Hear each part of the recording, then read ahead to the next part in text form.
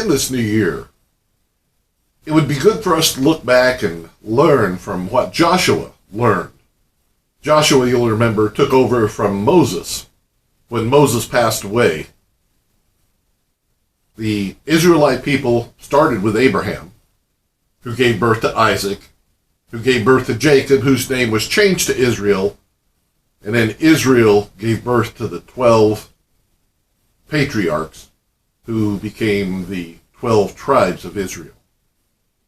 And you'll recall how they went from the promised land down into Egypt because, well, a famine was going on, and eating is better than starving.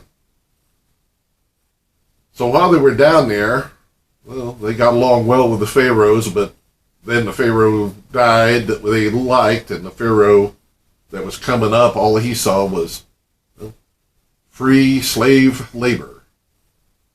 So he enslaved the Israelites, and Moses was sent down by God to free the Israelites and to take them to the promised land.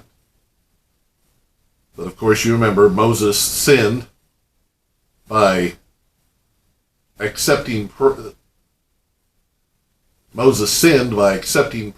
that rightfully belonged to God, and by arrogantly breaking the law. But you'll remember that Moses sinned. God told him to speak to a rock and water would come from it. But Moses was frustrated with the Israelites, and instead he said, "Must we bring water out of a rock for you?" And he struck the rock with his staff, and water flowed out of it.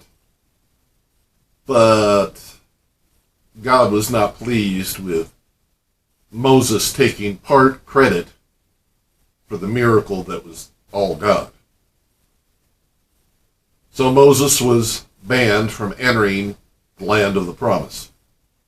Joshua took over after Moses' death, and Joshua was ready to lead the men in to conquer Canaan.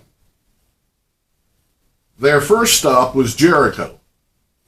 And you'll know, because you've heard it since VBS and Sunday school, how Joshua led the Israelites to march around the wall one time, all the way around the wall. It's probably about 1.5 miles or so for the average city size back then.